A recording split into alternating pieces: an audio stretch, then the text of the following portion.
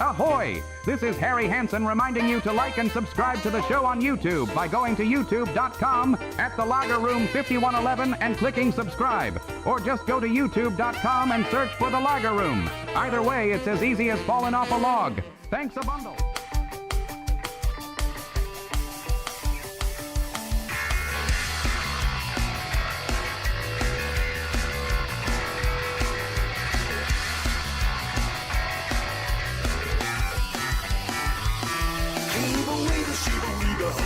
Jimmy Jungle, well, I'm true to a dribble. But now you're queen of slobber and you're crying in the middle of a job like Benihana, Benihana, Benihana.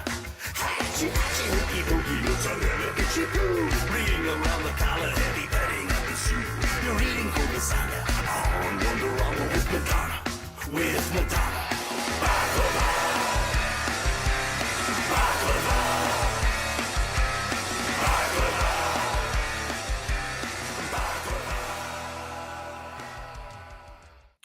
All right, everybody, welcome out to the Get On With It Sports Podcast. It is Wednesday. What is it? October the 22nd, I believe, 2025. Jersey Johnny coming at you from a different angle tonight. And with me, of course, as always, is none other Mr. RadioPeteM and Mr. Harry Lugnut. Say hello, gents. Hi, everybody. How's it going? Howdy. It's going pretty good. Yourself? 9 days till Halloween. 9 days till Halloween. 8 days till... 8 days till, and I got a question. We may have talked about this years ago on a show at some point. Maybe it was last year too. I'm not sure. But what do you call? I know what Harry calls this because we grew up in the same town. But Pete, what do you call the day before Halloween? You mean the night October before? 30th. You mean like or the night before? The night before. It's Devil's Night. Devil's Night. See? Yeah. Or Mischief Right. Night. Or if you were still a good little boy, it was UNICEF Night. Unisex night? Did you? Unit. No, Unit. that's now. UNICEF. It's like a Now, if you're a unicorn. bad boy, it's Unisex Night. Do you guys remember doing that? The little orange box? No. So October 30th, maybe this is an upstate thing or whatever. UNICEF, which is I don't know what the anagram stands for, but they raise money to feed kids and give them medicine or whatever. They had these little orange boxes. You'd get them in school, and you'd go out on the 30th, and it was a little donation, and you'd go trick or treat for UNICEF. And so you'd go around to all the houses. That You didn't kind wear of a sounds a little costume. familiar. Yeah, you just wear your clothes, and you had the little orange box. You go trick or treat for UNICEF, and it had a slot. They'd stick coins, maybe some bills in there, and then you'd take it in the next day to school, and they would collect the money, and I assume throw a big party for the staff with it, but who knows? They might have forwarded some of it onto the UNICEF organization, but but there were. I remember as a kid, there were certain neighborhoods in town that you didn't go to because they were Devil's Night or Mischief Night neighborhoods, and Right. you did not want to. You did not want to go there and get pelted with eggs. You know where some of the older kids were. So, Right. but the reason I ask is because Harry and I grew up in Mischief Night, not Devil's Night, Mischief Night, right? right. And I have heard of Devil's Night. There's a few towns here and there scattered in Jersey that was Devil's Night, but the town that my kids grew up for the most part in, definitely from mid grammar school for the older ones on. It's Goosey Night. That's a new one. Goosey Night. Goosey, Goosey Night. I've And never heard of that. Now, what is the purpose of Goosey Night? I couldn't even tell you. Could not even tell you. And the only other one besides that I heard of was specifically in Paramus, New Jersey. It at least might still be, but at least was Cabbage Night. That sounds familiar to me. And that's because apparently in that town there were cabbage farms, and they took the rotting cabbage and they threw that instead of eggs. So it was Cabbage Night. Oh, okay. So, but anyway, enough about that. So, And wonderful, heartfelt traditions. All of them, really. All of them, of course. Gathering money for starving children in India, throwing rotten cabbage. toilet papering trees, and all that. So, but so anyway, good stuff. Good, clean fun. Yeah, good, clean fun. All right. So, right. sports. That's what we're here for. Should we start with the? I don't know. Hi, Vanessa. Hi, Vanessa. So, should we?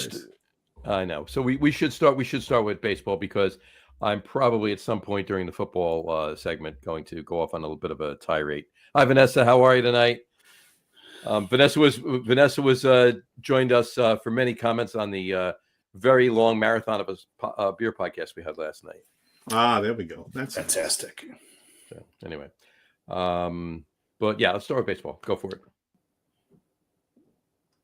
Okay. We got a World Series. We got a World Series. I don't have an opening for baseball. Sorry. I do have to tell you. I do have to tell you. I know how Harry feels, obviously. Actually, I don't know how Harry feels because, my team don't know a damn thing. Hasn't gotten as far recently as his team, except for 10 years ago this year. But go further. But in any event, I know how Harry feels, and he wanted the Yankees there. And to be quite honest with you, I wouldn't have minded it either. I would have obviously preferred that. Vanessa said she made too many comments yesterday. We don't need to. We all did. Yeah. So anyway, when we got together for Game 5, the infamous Game 5 last year, obviously I was wearing Yankees garb, but still, I had a soft spot. I kind of wanted to see the Mariners go. It's still a record that they're the only team in Major League Baseball that has not gotten to a World Series ever. Every other team has.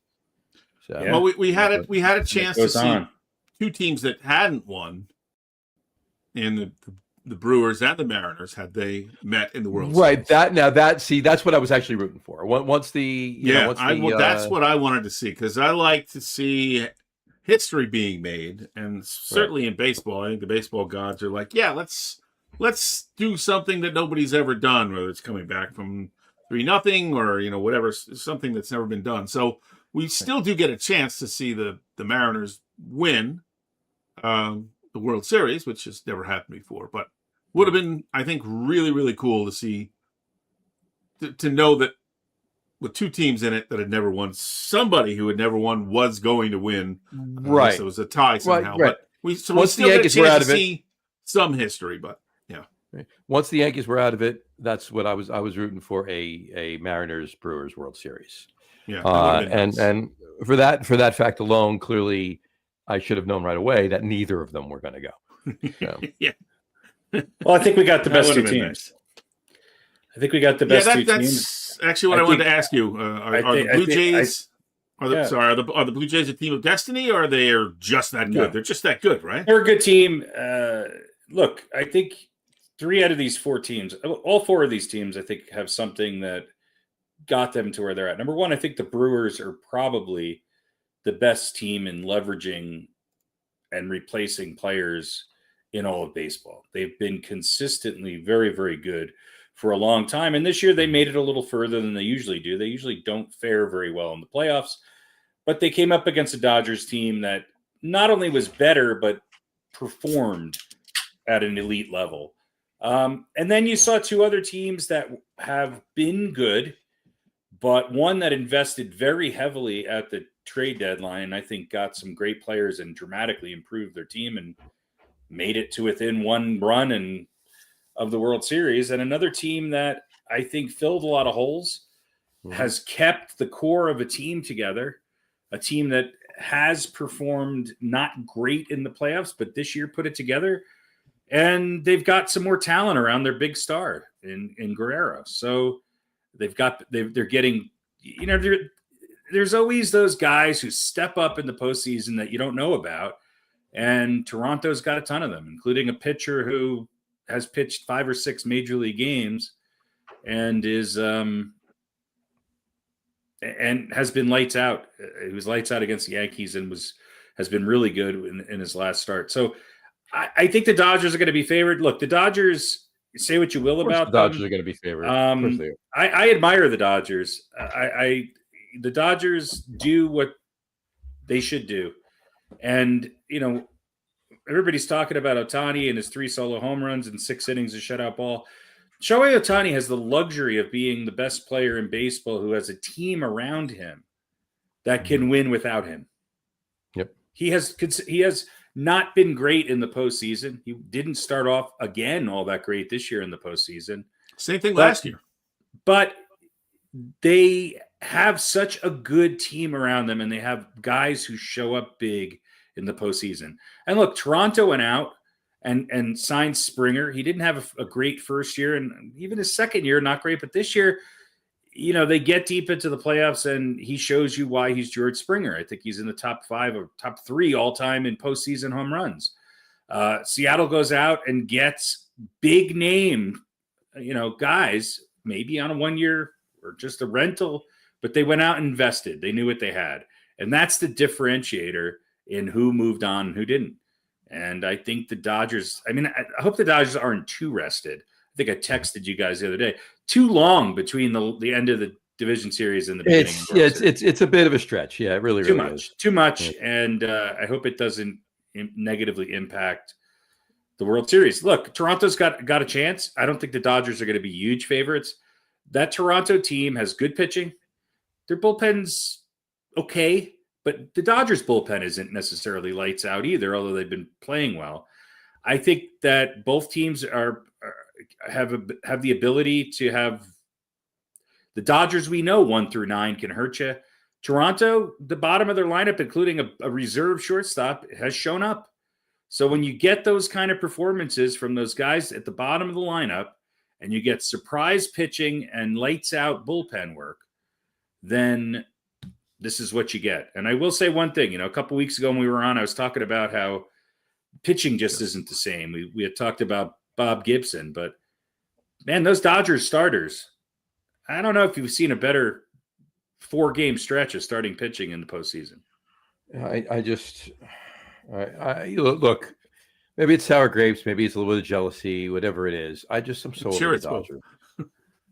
It's some of both. I'm so over the Dodgers. I can't wait for the deferred money to all kick in and they suck for 20 years. That's what I'm hoping for. Yeah. Because listen, the thing, if they can keep making those kind of contracts, though, I'm going to tell you right now, the collective bargaining or whatever the hell it is, or the contracts, whatever the Players Association, it's 2027, right? So I'm going to tell you right now, if the Dodgers win the World Series this year, and let's just hypothetically go forward, they win it again next year in 2026, and they three-peat the World Series, you are going to see a lockout in 2027 until every team can get on board with salary caps. Well, that's gonna hurt your Mets.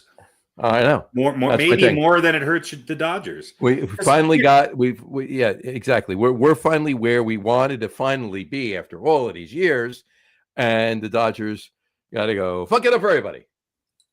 Well, here's what I will say to that is that the Dodgers have something that you saw with the Bulls a little bit. You saw it with the Golden State Warriors. You saw it with, even maybe the Kansas City Chiefs, is that they've created a winning culture where people want to go. Cheating refs? Well, let me finish. Beyond the fucking, let's get at least 15 minutes in before the conspiracy theories. It was a joke. Relax. The people want to play there. And the more, back in the day when we had the first and second wave of Japanese players coming in, they all wanted to go to a different team because they all wanted to, establish themselves in different cities. Now it's just like, I don't know, the planes fly in from the West, they don't go past LA. And who blames them? It's if you're a multimillionaire, which these guys are, even the shittiest of baseball players are very wealthy. I don't know. There's something about what the Dodgers have created as an organization and as a culture that makes great players want to go there and play. And the other thing is that they've been able to go out there and sign them, and they've done a really good job at it. You could look at the Phillies, you could look at the Yankees, you could look at the Mets, even Toronto, which I think is in the top 5 in salary. You could look at all of these teams, okay? Now we'll see. Maybe Toronto also wound up spending money beyond what they typically did. And it's strategically going out there and letting the young guys come up, but having those proven performers in the postseason. And that's the difference. And with the exception of maybe the Nationals team way back in the day when what was Soto a rookie or second year, that's been the formula. That's been the formula. The Astros did it. The Astros did it really well for a number of years, trash cans aside. They just, if they lost somebody, they went out and got somebody else. They built up a good system. They had a core of players. And this is really what I think is lost in this game, is that it takes a couple years, I think, for a team to really develop the chemistry that they need in order to be consistently successful in the postseason. Agreed. I'll just say this. Go back a couple years as far as moving at the deadline and look at what the Atlanta Braves did. Right? That was sort of the precursor and the model for how do we go from, they're in it, to, wow, look at that. They just won. And the guys that they added halfway through the season are a big help. The thing about the Dodgers is you shouldn't be mad at them. No other team should be upset with them. Every other team should be looking at what they do and saying, okay, we got to do that. Now, maybe you don't have the $300 million to spend, but the Dodgers understand that if they spend that money, they're going to get that money back. They're going to get it back in ticket sales, and they're going to get it back in other ways. They're going to get it back in advertising from TV networks or whatever it is. And you're right. The deferred contracts could be,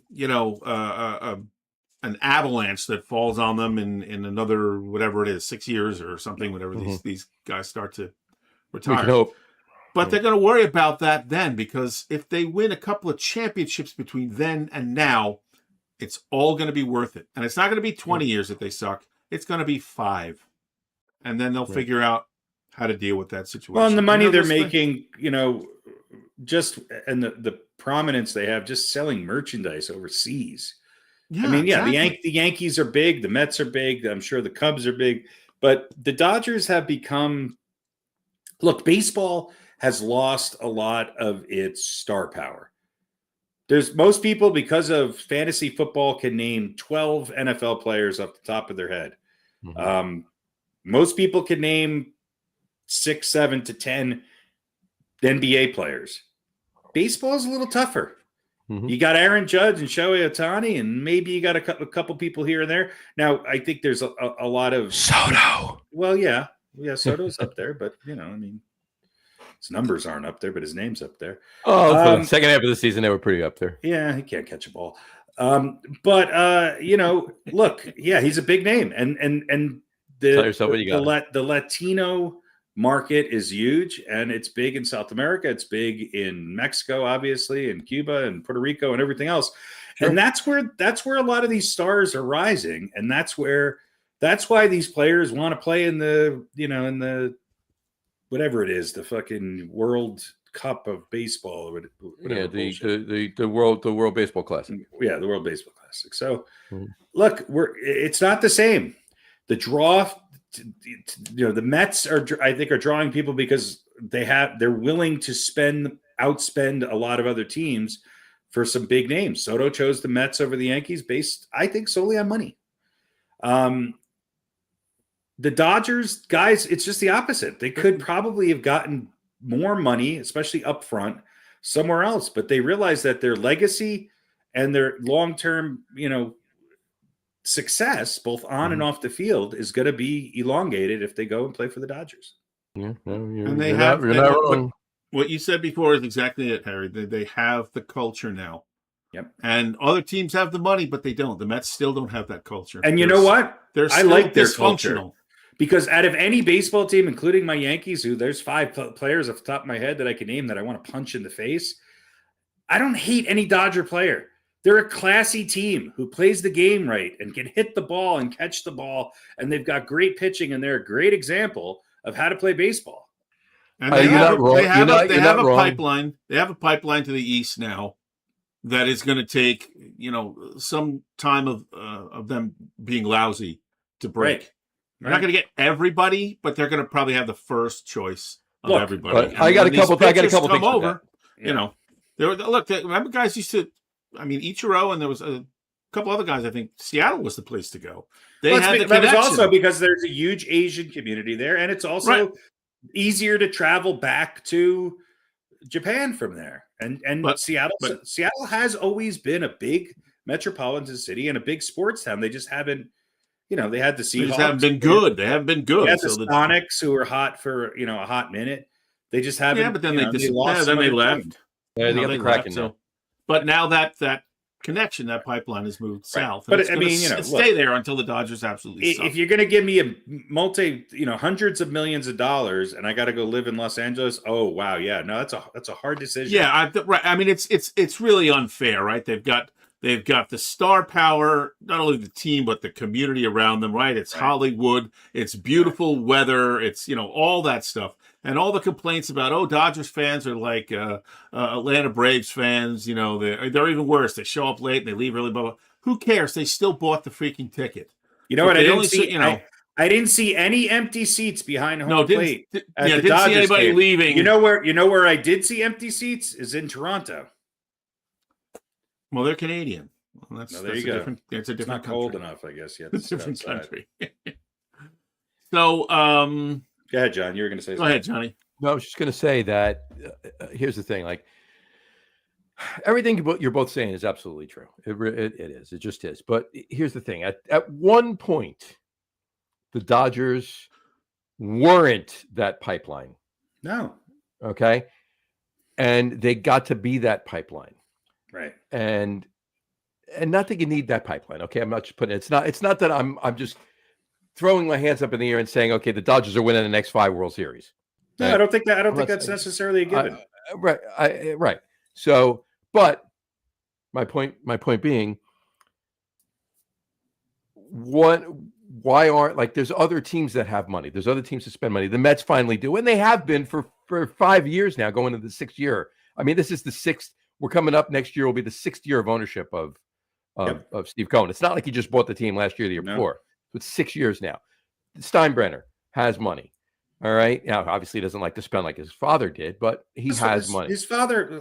Remind me to touch base on that. That's fine. Hindsight's 2020. There's other teams that have the money. Right. What may, other than location? Yeah. Just on the other side of the ocean. What made Dallas? Why did I say Dallas? What made the Dodgers become that pipeline?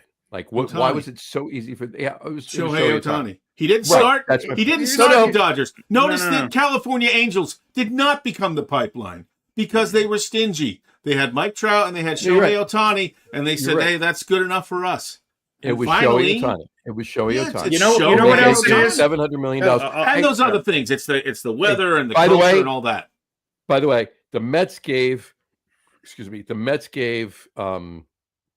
Juan Soto more money than the Dodgers gave Shohei Ohtani. However, it was more years, so it was a lower annual value. Let me just say what. But it's if you're a player deferred. coming over, right? If you're a player coming over from Japan, right, mm-hmm. and you got to go to New York, and it's going to be New York, and you're going to get ragged if you make one mistake, and you're going to have to compete with somebody else on the team as maybe as a star. Certainly with the Yankees, right? You're going to be the redheaded stepchild if you go to the Mets. But when you sit down with Shohei Ohtani, he says, come to L.A., man. They love us here. They love us here, and we're winning. And you're going to make a boatload of money. Who is going to choose anything other than I get you. Let me just finish my thought, and then I'll shut up. I mean, it's a great sales pitch. I'm driving all of this to Shohei Ohtani, okay? I think that's part of it. I respect him for what he can do, for his athletic ability, for his pitching prowess, for his hitting prowess, for what he did in that game and what he can do and what the future looks like it holds for him. Okay? It may be in the history books, 50 years from now, he's going to be right up there with Babe Ruth. Okay? 10 years from now, he'll be right up there with Babe Ruth. No, when he's done playing, he'll be right up there with Babe Ruth. See what he does in October. See what he does in the World Series. Right. But how's that? But I still can't get over that whole gambling thing. Okay. Yeah, whatever. You can't tell me that he didn't know. Of course he knew. Of course he knew. But If it was any other he player, was smart enough to protect himself and not be involved in it. Anyway, the reason why the Dodgers are so attractive has everything to do with what you just said. But I think the biggest thing is that they're patient and the pressure is less because you have a team around you. The Dodgers won a World Series last year. They would have won without Shohei Ohtani. Freddie Freeman was a much bigger pickup than the signing of Shohei Ohtani. Mookie Betts, the depth of their pitching. Their pitching staff was hurt all year. There's no pressure on their superstars other than to go out and play a game knowing that they've got a bunch of other guys on their back. And that's what differentiates them from the Yankees. Aaron Judge gets all the heat because the Yankees are nothing unless he's performing. They can't win without him. The Dodgers could win. The Dodgers could win the World Series. The Dodgers could win the World Series without Shohei Ohtani. It was a great story. He's a fantastic baseball player. If I had to pick one guy on that team to not be on there in the World Series for the Dodgers, it would not be Shohei Ohtani. It wouldn't be. He's a great story. Wait, can you say that again? Because I don't. Meaning, if I had to pick one guy that I had to have on the team and for the World Series, it wouldn't be Shohei Ohtani on the Dodgers. Because he's not as good as he is. He's not their MVP.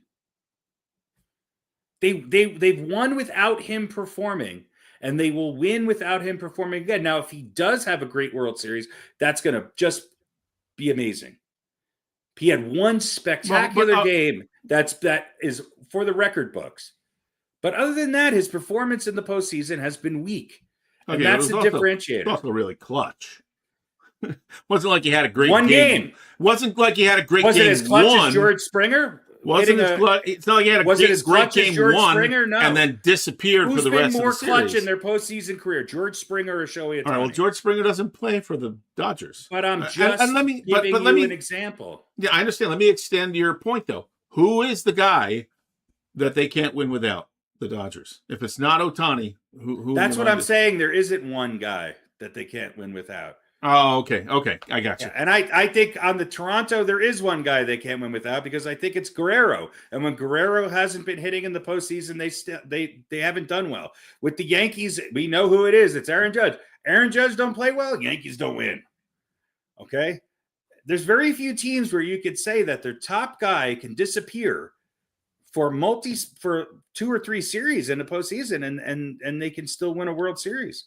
Well, that's what I'm saying is that the pressure is not as high on these Dodgers stars. Now, I would say that last year it was Freddie Freeman. Who knows? It could be Kiki Hernandez again. It could be Max Muncy. It could be who knows, because they're that deep and they perform. And I think the differentiator is that they have good coaching. They have good player development. They are not afraid to sit their players if they're hurt and make sure that they're not coming back prematurely, and they're deep. And all of that goes into a culture where that is appealing to star players because they know in the game of baseball, there's going to be times when you get cold. And they're not going to have the heat on you because your team is still winning, even though you may have went 0 for 14 and struck out 6 times. Or you had a start that was bad. Look, the Yankees had one bad start for Max Fried in the postseason, and that was it. And Carlos Rodon. The Dodgers, how many starting pitchers have they had this year? Who knows who their rotation is even going to be in the playoffs? They have a starter closing.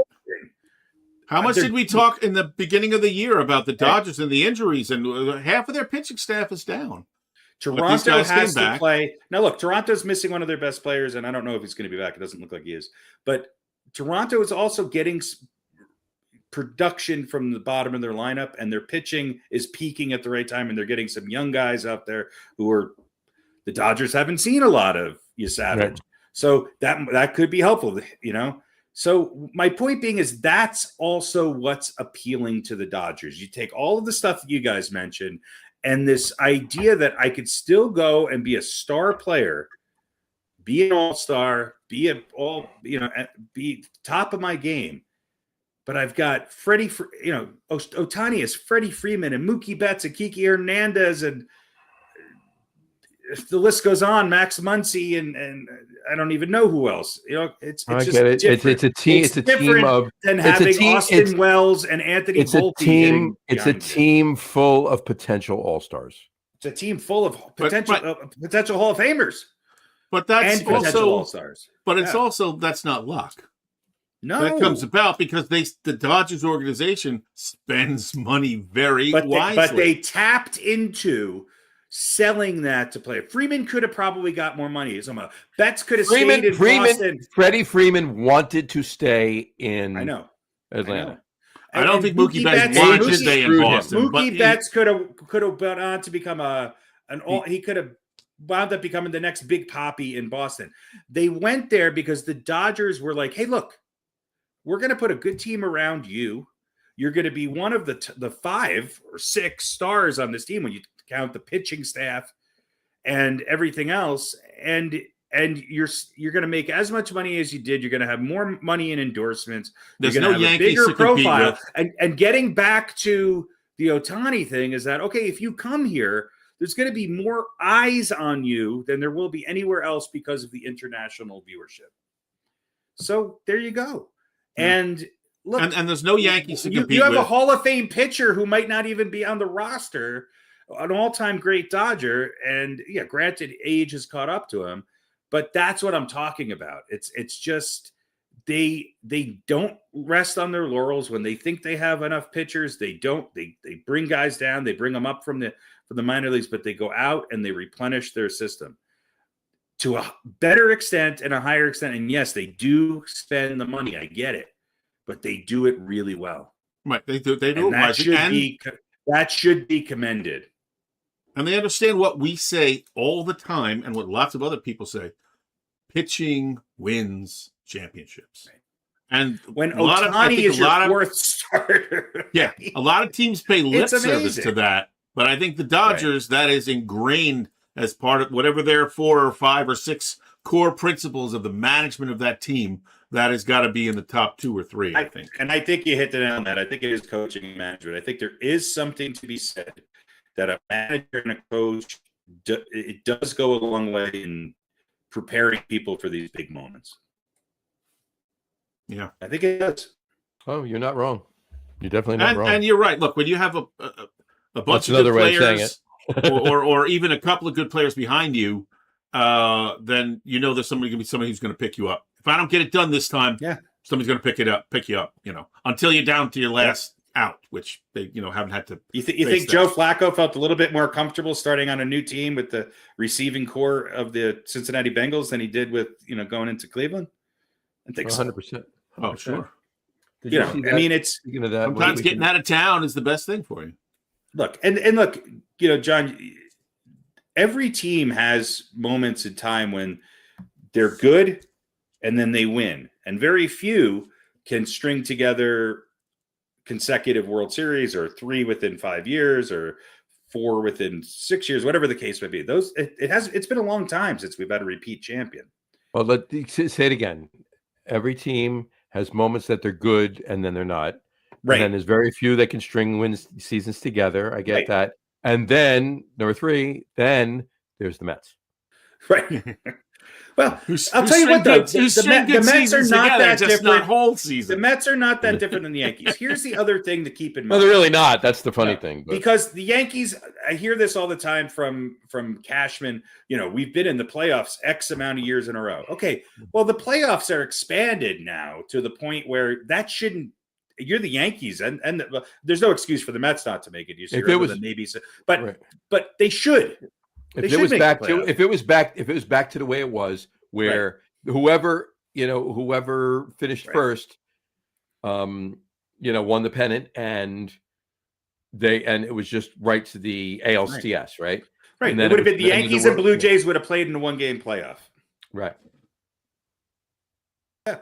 So my point being is that you look at the great teams of all time. I'm not talking about the Yankees in the 50s and 60s or the Brooklyn Dodgers back in the day, but even talk about the big red machine. Okay, they won 2 World Series.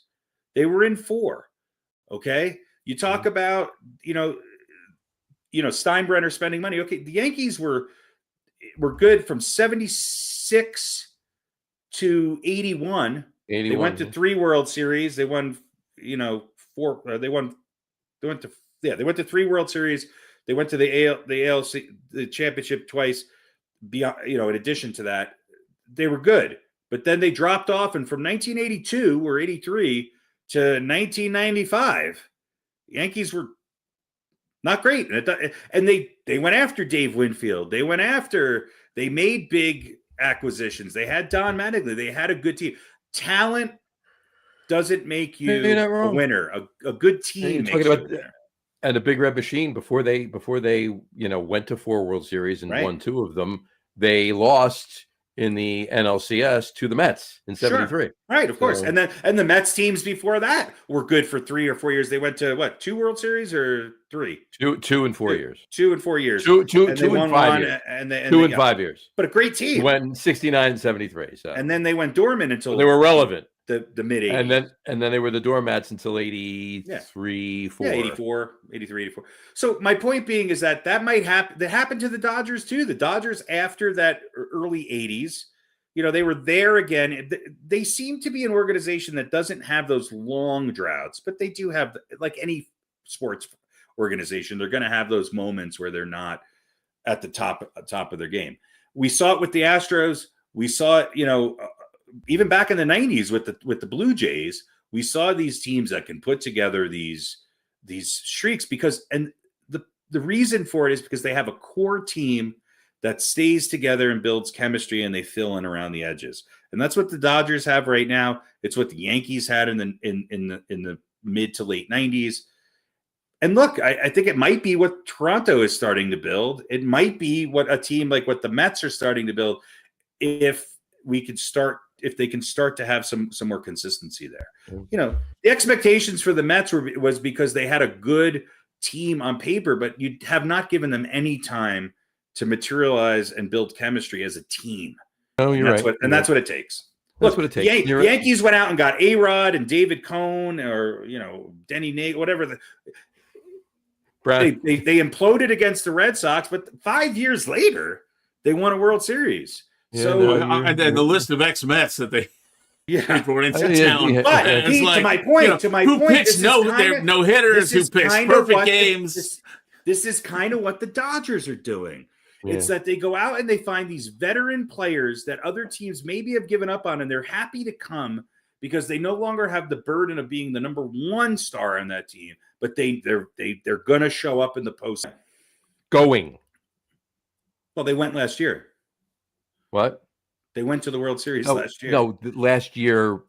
Yes, last year going from 2009. Correct. The only other time that they had that long of a span is what I'm talking about. The only other span they only had was 78. So it was 81 to 96, 15 years. Mm-hmm. So those 2 spans are the longest that they've ever had. But those are 30-something years within the last 50 years. So those spans have been historically repetitive. But they also kind of made up for it in between those 2. It wasn't like, they went 15 years and then they won 1. You're never going to have the Montreal Canadiens and the New York Yankees of the 50s and 60s again. You're never going to have that. It was look, if they go in Celtics of the 60s. If they go another 2 years and not without winning a World Series, the Yankees, that will tie the longest stretch between wins. Yeah. Because it was 78 to 96 was the longest stretch between wins. Here's what I like about the Dodgers. The Dodgers were building this team around the same principle before they got Shohei Ohtani. And of course, he is the best player in baseball. So now they realize, hey, we've got him. He's in his prime for another 4 or 5 years. We're going to make sure we have this incredible bubble of talent that surrounds him and allows him to thrive and for us to win for these next 3, 4, 5 years. Mm-hmm. Other teams have stars that they tried to do that around. I think Toronto finally got it and did it. The Yankees haven't. And they added Soto, but that they didn't add Freeman and Betts and re-signed Kiki Hernandez and the sad thing for Teoscar Yankees Hernandez and blah blah blah blah blah blah. And the sad thing for Yankees fans is how many more years of good Aaron Judge are you going to have? I think you got 3, if you're lucky. I think 2 I think 1 more year of him playing the outfield. He's 1 bad dive away from re-injuring that arm, and I think you got to move him to first base. You got 1 or 2 years of Cole. Okay, those are the 2 stars on the Yankees.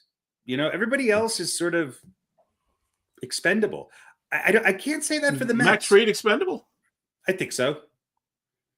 Because he had a bad in start. the beginning of the season he did not look like he was. No, he's a great look. The Yankees are built to win regular season games. Do I feel comfortable? Look, Fried could become Andy Pettitte. Pettitte has historically had bad games. Again, this goes back to my earlier point. He had bad games starting series where he got shellacked, but he got the opportunity to redeem himself because he had a great team around him and they were going to get him there. Carlos Rodon could not get Max Fried another game to pitch. Cam Schlittler did everything he could, but the Yankees offense could not get Max Fried an opportunity to show who Max Fried can be. So that's the difference. And he does have a little bit of a history of fading. 5.65 ERA in the postseason. 5.65. Rodon, same thing. I love him. He had a great year. He won you a lot of games, but didn't show up in the postseason though. Do I feel as comfortable watching him take them out as I do with David Cohn or Andy Pettitte or Roger Clemens, or the list goes on and on? But those were better teams too. They were better teams. That's my point. They built better teams around their stars. We all knew who the star of the Yankees was. He had the best player in baseball change his position because he came to the Yankees and wanted to play with that guy. That's the Yankees culture then is what the Dodgers culture is now. Yeah. All right. You know what? I like it. Let's do some predictions. Let's do them. Who do we like? How many games? I think it's going to go 7. You taking the Dodgers? I'm going to take the Dodgers, but I'll tell you what, man, this Toronto team is really good, and they showed me a lot by coming down from 0-2, going on the road. That says a lot. And then they came back again in Game 7. They might have a little bit of that destiny going on. The Dodgers look like the best team, but I think Toronto's had a harder road to the World Series. And I think it's going to go 7. I'll narrowly give it to the Dodgers, but I think it's going to be close. Blue Jays in 6. Wow. Johnny is going the Jays in 6. Bold. And for a couple of reasons. One, Harry's not wrong. They seem like they're on a run, a destiny run, and somebody's got to get Donnie Baseball a ring. Yeah, right. That would be nice. Or not. Or not. Maybe he's just the Bill Buckner of the Yankees. Yeah, and maybe he is, but and he the Yankees didn't do it, and he left a year too early, right? Yeah. The Lee Mazzilli of the Lee Mazzilli of the Blue Jays, and the Dodgers couldn't do it. So against the former team, he managed. So I mean, it would kind of be a storyline. Or 2 or 3. What is he? Their batting coach? I don't even know what he is. Is batting coach or bench coach? I don't know. Yeah. Anyway. No. Well, look, I love me some Shohei Ohtani. I have from the beginning. I like the Blue Jays, though. My wife's got family who lives in Toronto. We've been up there a million times to visit them. Well, maybe not a million, but several dozen times to visit them. I like it there. But I'm going to take the Dodgers. And I'm going to say 6.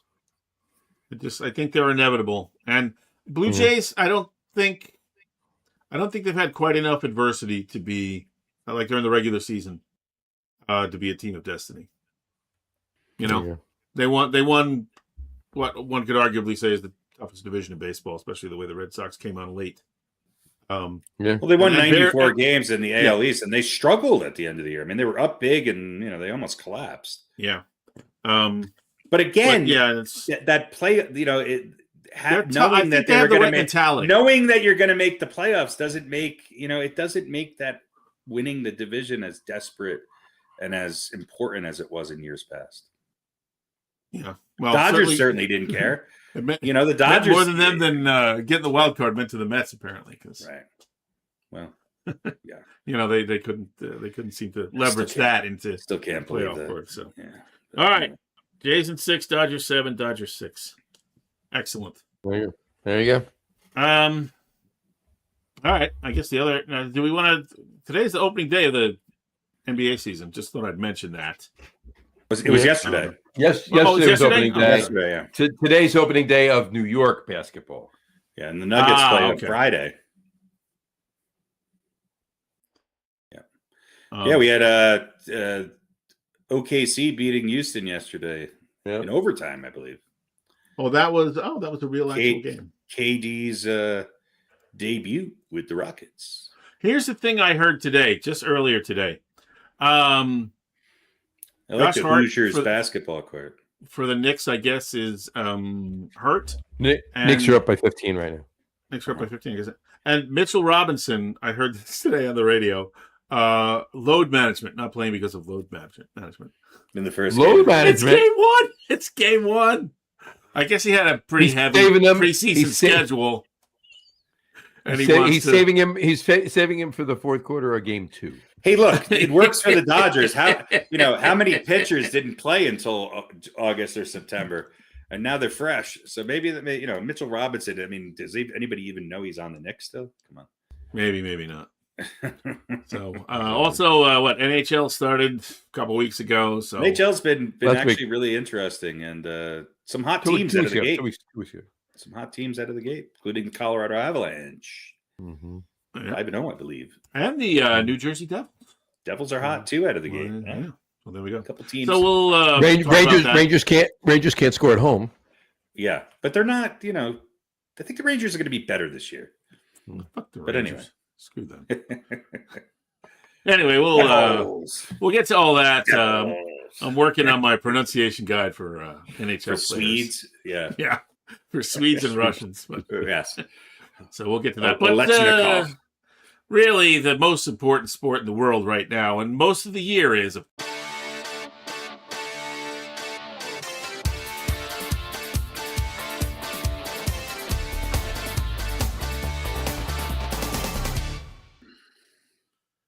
Yeah, that was from a few weeks ago. I didn't change it because I was going to put the butt fumble. As you're lucky, I was going to put the game-winning field goal from the Broncos Giants game in there for this week. Did you go to the game, Harry? Yeah, it was. Let's start with that one. Yeah. Well, that's all you need to say. Yeah, it was. The Giants. Well, at no point did I feel confident they were going to win. Not even as soon as the fourth quarter. As soon as Jade Fuckwad that's his given name, right? Jade Fuckwad. As soon as he missed that first field goal, extra point, I was like, yeah, this is not going to end well. It was the craziest finish to a game I think I've ever seen. And what's amazing is that the Giants were they up 19-0 or was it 19? It was listen to me. At the beginning of the fourth quarter, the Giants were up 19-0. Hang on. Right. With 6 minutes left in the game, the Giants were up 26-8. I think it was 5 minutes and 36 seconds to be exact. 5 minutes and 36 seconds to be exact. Giants were up 26-8. That's 18 points. No team in the history of the NFL has lost a game when up by 18 points with 5.5 minutes, 6 minutes left in the fourth quarter. Ever. Let me introduce you to the New York Giants. New York Giants. We talk about the difference with coaching.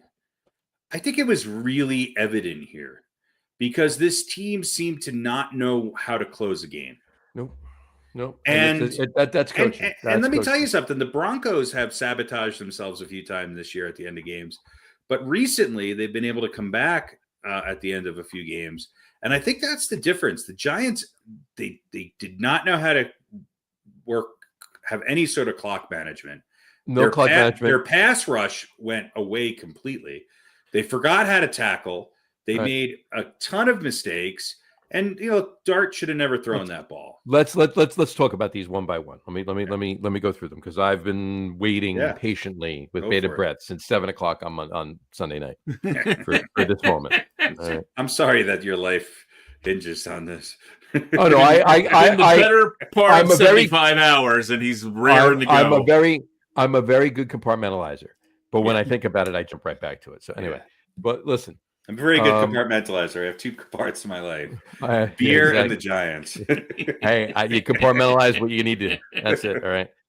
Anyway, so here, Jackson Dart should not have thrown that ball. Now, was that him trying to be a hero? Was that Kafka sending in that play? If it was Scattaboo got housed on that and missed the block and sort of. It's upset. But here's the thing. I don't care if you lose 10 yards, you run the ball. Or throw it away and take the penalty. No. You throw it away, the clock stops. True. You run the ball. True. That would have been better. Their third timeout. All right. Okay? Or hold on, let me finish. Or 45 seconds comes off the clock. Either they use their last timeout or 45 more seconds comes off the clock. Then you punt and they got to drive 80 yards. To score, and they got to score still at that point three times. Three times they have to score. Three times at that point, right? All right. Let me just interject. Wait, let me interject one thing before you go on. He's a rookie.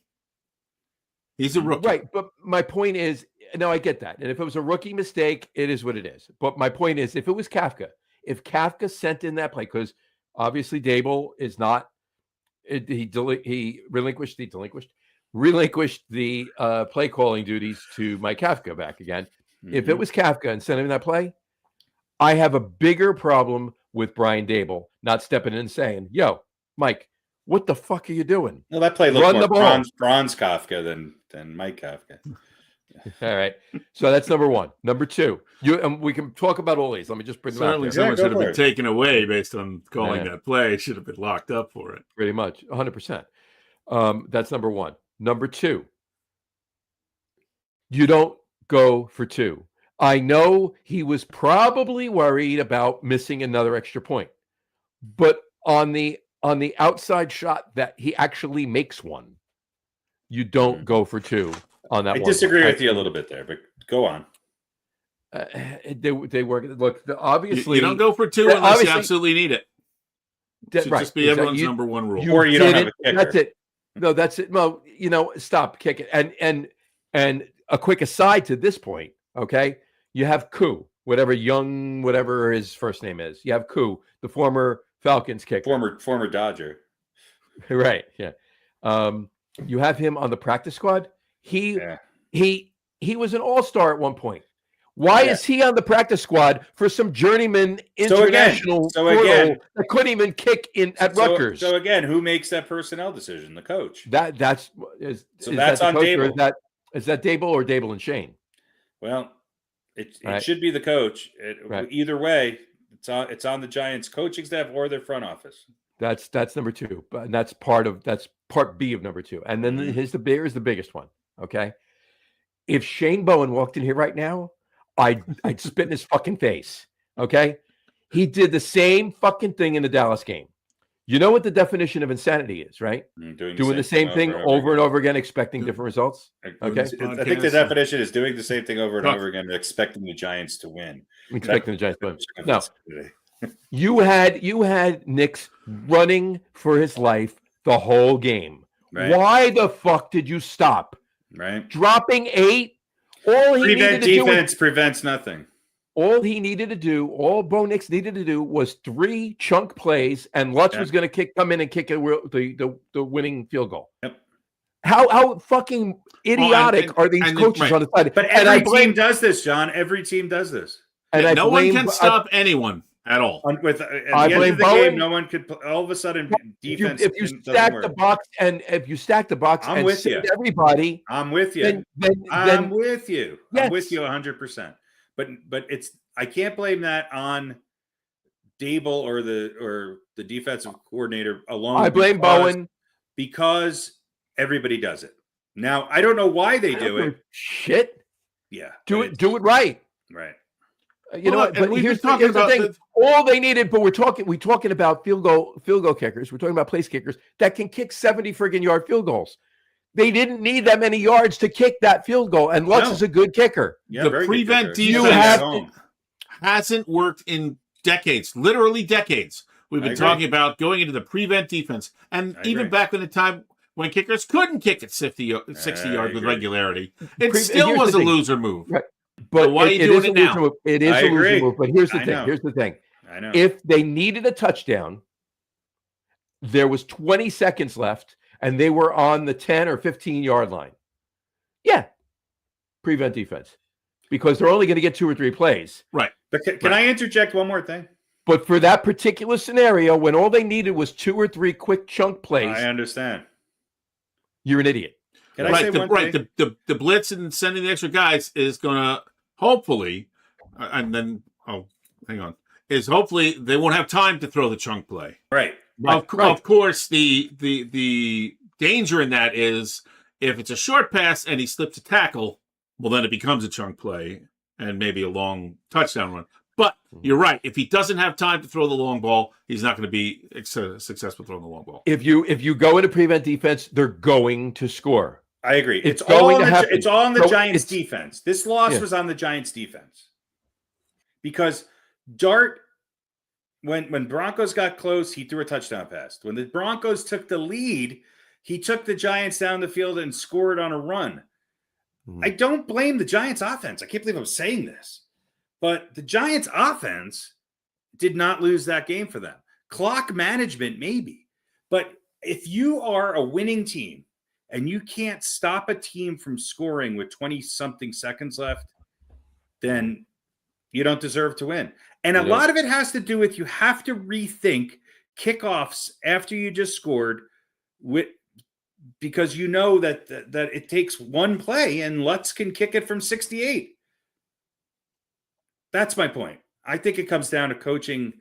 The Giants' defense, when they're given the opportunity to do what they do, they looked great. I think this is a coaching thing. I really think it's a coaching thing. It seems like the more time passes, the less enamored with Shane and Dable a lot of Giants fans are becoming. And this they did it in Buffalo, and watch what they're going to do now. Doesn't seem to be like it's happening. Now, they don't have a Josh Allen, or maybe they do. Maybe Jackson Dart is a Josh Allen-X guy, but are they going to be able to develop him? But if you don't bring the defense too, then, I mean, it wasn't the Giants. What was the just final score? offense. 33, 32? 33. They put up 32 points. Right. So, but the Broncos had 3. How many points did the Broncos? 8 points with 5 minutes and 36 seconds left. Yep. Right. The Broncos.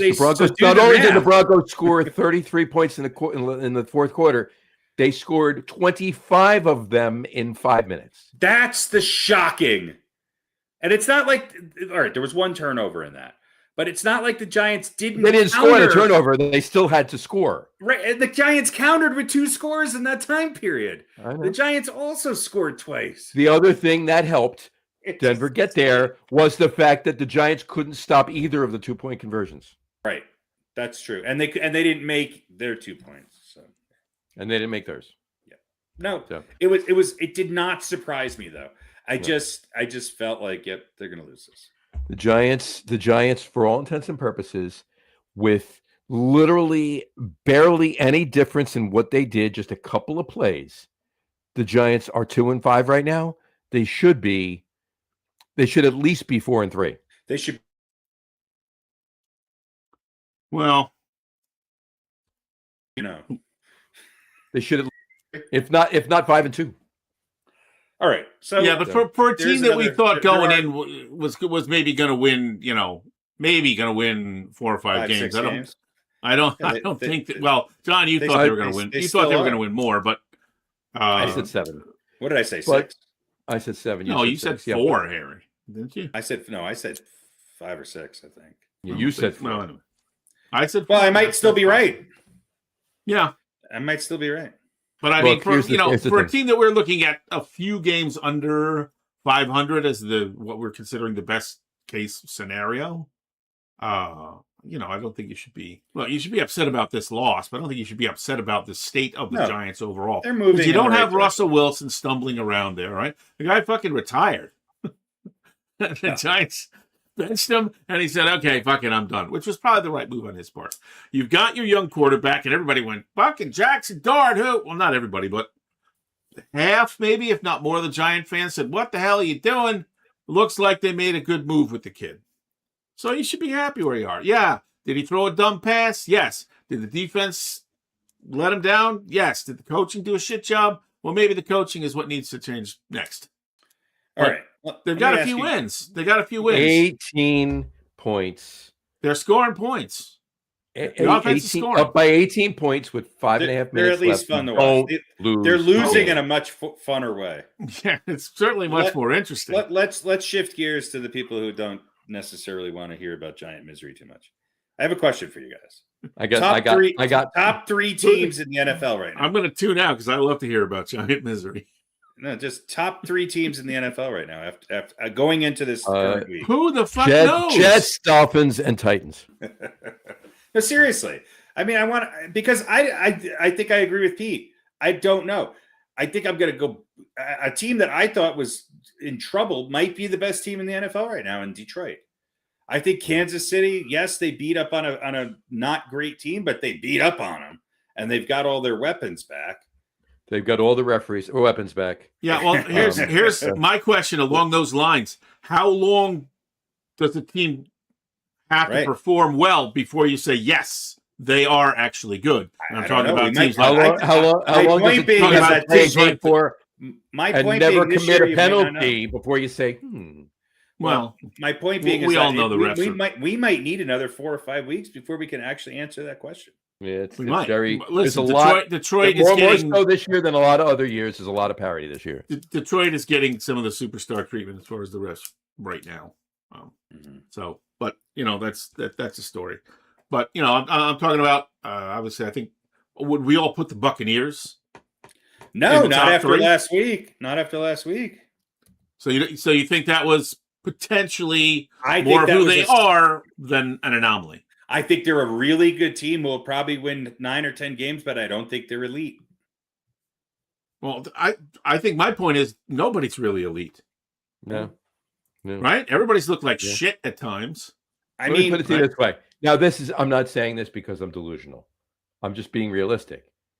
For all intents and purposes, this year specifically, even right now, as we stand right now, the Giants could even go deep in the playoffs. Well, the best team in football, if you just look at the numbers, are the Colts. Here's that's what I was talking about before. How many games do the Colts have to win? We've got 3 teams. Okay, 3 teams in the NFC West that are 5-2. Mm-hmm. I mean, it's insane. Which is right. The 49ers, the Seahawks, and the Rams. Who knows? Now the Rams, I think, have looked pretty good, but who knows? Who knows? Let's see what happens a week from Sunday. Right. When the Giants play the 49ers. Let's see if the Giants can hang with them. I'm not saying they're going to win. I think they can hang with them. No problem. I mean, the Broncos are 5-2. Yes, they had a miraculous comeback. Didn't look great against the Giants, but they should have beat the Colts. I mean, the Broncos, let's be honest, should be 7-0. Or they could have very easily been 3-3 right now, or 3-4. They've won 4 in a row. I don't know how. There's a lot of parity. There's so much parity. And the teams that are at the top, I don't necessarily feel like they're world beaters. I mean, the Patriots are 5-2, plus 48. Mm-hmm. All right. Yeah, I don't know. It's ridiculous. It's a little crazy. And if I had to pick my top 3 in the power rankings right now, it'd have to be the Colts. I still think the Eagles and the Lions. And the Eagles haven't looked great. But those are my top 3. I don't know. You know, I'm going to say. You know who I'm going to say? Yeah, tell me. You're not Maybe curious? the Rams. Maybe the Rams. I'm going to say You were high on the I'm gonna Rams say- heading into the season. I know. I'm going to say the top three. I'm going to say the Colts. I'm going to agree on the Colts. I'm going to agree on the Lions. And the way they're playing now, maybe not how they started, but the way they're playing now, the Patriots. Patriots look good. Patriots look good. Now they, again, I don't know you could look at what their schedule actually has been and but you have to say, okay, who were those teams that when they were playing them and what. Right. But yeah, they do look like a team that has both sides of the ball going in the right direction. Mm-hmm. Yep. So, all right. But they've also lost to the Raiders. They barely beat the Dolphins. They lost, so Yeah. I don't know. All right. We do a little over under. We could do some over under. I got a hot takes too, but let's do over under. That's all right. Let's do a little over under. Then we'll do hot takes, and I got some other for real too. It's the big football show. That's the World Series is starting. Yeah, not today. So No, we did talk. we'll talk about We that only next talked time. like 40 minutes of baseball anyway. So I think. Hey, look, we haven't talked about baseball enough, so that was well. No, that's true. That's true. We've been ignoring it. So let's do a little over under. Well, I've got no chance of losing this time.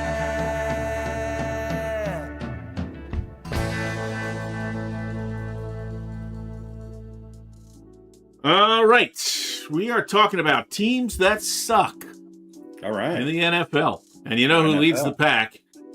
Well, yeah. Sorry, Pete. Yeah, well, when someone says we're a really, really bad football team on purpose, Are they the Jets- best? the Jets- Are they the best 0-7 team though in history? I think the Jets say, "Hold my beer." They're just horrific. And you know what? At this point, just let the season play out and then fire everybody that you're going to fire. Love you, Aaron Glenn, but you're terrible. You're terrible. So, No. And I told you Justin Fields was not that great. But anyway. yeah, I you know what? I think you're right about that. Did I send you guys the I one- thought did he didn't get a fair shake in Chicago because of the coaching changes and because of the Right. guys that were the coaches. I think he's gotten more than a fair shake, and I just He don't looked think he's better very in good. Pittsburgh. Well, I would say he doesn't have a very good coach right now, Yeah. but he has looked terrible. But you know what? Mighty Tyrod Taylor didn't look so good either. Yeah. He looked great for 4 plays when they brought Maybe him he in. needs another 2 years, and he can become Baker Mayfield. And then he underthrew 3 wide open receivers like on 3 consecutive pass plays, and that was the end of that. So nobody's good. All right. The whole. What's your over under? So let's look at over under for when these teams are going to get a couple of teams here, or in the case of the Jets, when they're going to get their first win, and some of them when they're going to get their second win.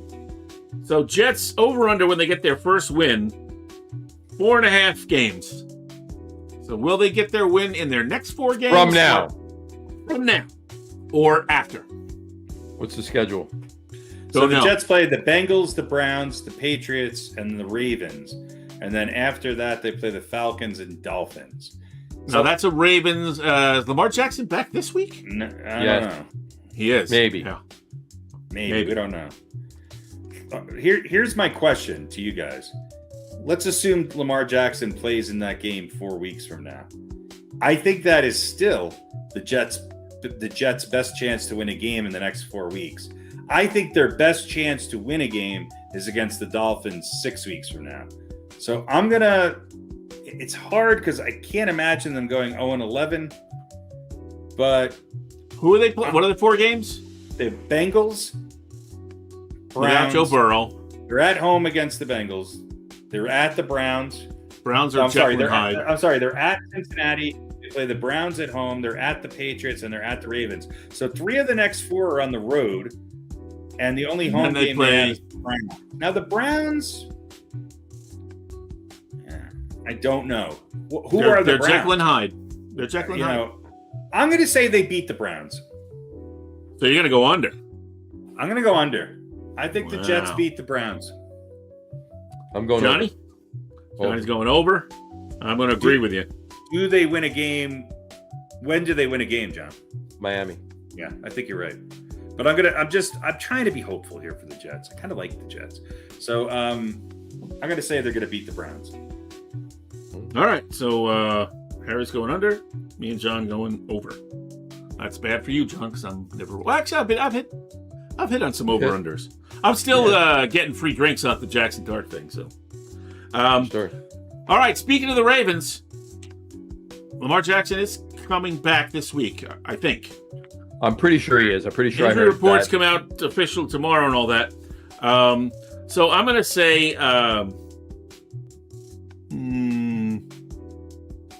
if he doesn't come back this week, he's definitely coming back next week. So I'm going to say over He'll under be is back before the Jets game. Yeah, that's 4 games from now. He'll Harry, be out again. Who are they playing? Baltimore plays at home against the Bears this week. Okay, so let's go 1.5.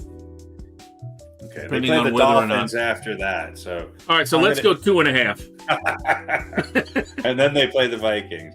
I'm gonna go. I'm gonna so Ravens 2.5. Yeah. So if they win before that, that's the under. So I'll go under. So they're going to win one of the next 2 games. I think so. Okay, John.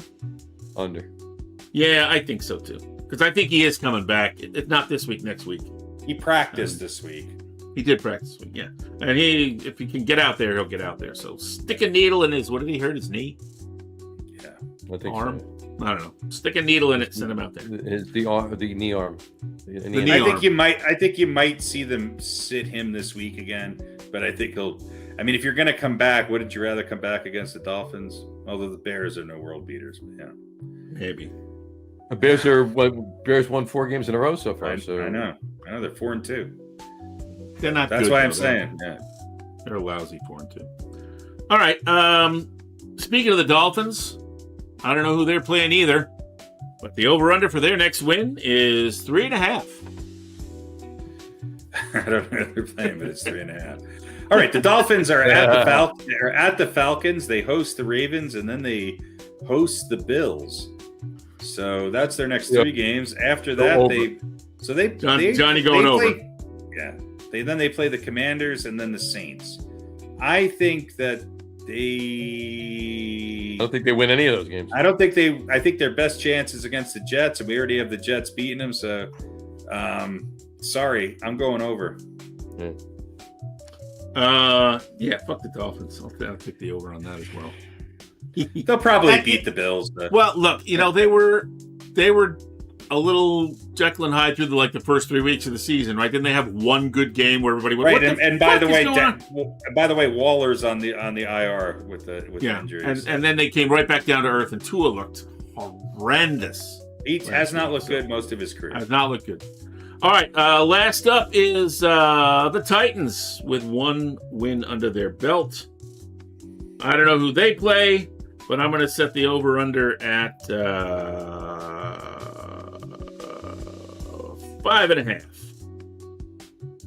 We'll have Jimmy send the schedule to Harry. Thanks for doing the research, Harry.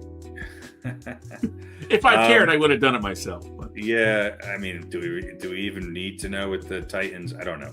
Let's see. The Titans play. They play at the Colts this week. That's a loss. Well, yeah, I'm going to do my Princessa. Then they host the Chargers. They host the Texans. That's a loss. They host the Seahawks. That's a loss. That's a And loss. then they host an improved Jaguars team. 5 losses. Jaguars in 5 weeks? Yeah. See, I'm good at this, even if I don't look. That might be the game right there. Jaguars are pretty good, though. Yeah, they looked like shit last week, though. Yeah, that's because they're the Jaguars. Yeah. What's the over-under for this one? 5.5. So, pre-Jaguars or post-Jaguars? I'm going to go post-Jaguars. Yeah, I'm going over too. All right, I'm going to go under just because the NFL's wacky this year. Yeah, true. And, yeah, that's it. That's all we got. All right, good over-unders. For the over-under. Yeah. The over-under lounge, as I like to call it.